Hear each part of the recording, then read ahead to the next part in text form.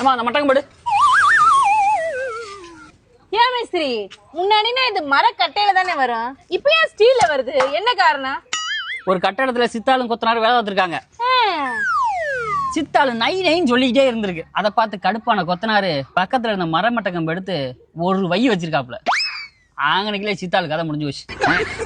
அன்னையிலேருந்து முடிவு பண்ணிட்டாங்க, எந்த கட்டடத்துக்கு சித்தாளும் கொத்தனாரும் போனாலும் மரமட்டக்கம்பே கொடுக்கக்கூடாது, ஸ்டீல்லே கொடுங்க, அடிச்சாலும் அடி வாங்கினாலும் வலியோட முடிஞ்சு போவோம் அப்படின்னு முடிவு பண்ணி தான் அந்த ஸ்டீலை கொடுத்துருக்காங்க. இப்போ வாய் பேசிக்காம களை எழுட்டு வா, அரை சட்டி எழுட்டு வராத, முழுசா எழுட்டு வா. நான் அரை சட்டி அழுறதுக்கு காரணம் இருக்கு மேஸ்திரி.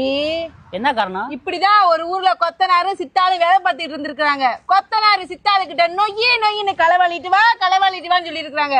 சித்தாளு கடுப்பாகி ஒரு சட்டி களவாளிட்டு வந்து கொத்தனாரு கழுத்திலே போட்டுருச்சு.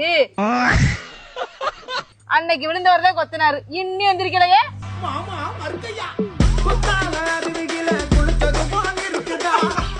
என்ன மேஸ்திரி, அரை சட்டி வேணுமா ஒரு சட்டி வேணுமா? இவங்க காம்போ இப்ப நல்லா இருக்கு.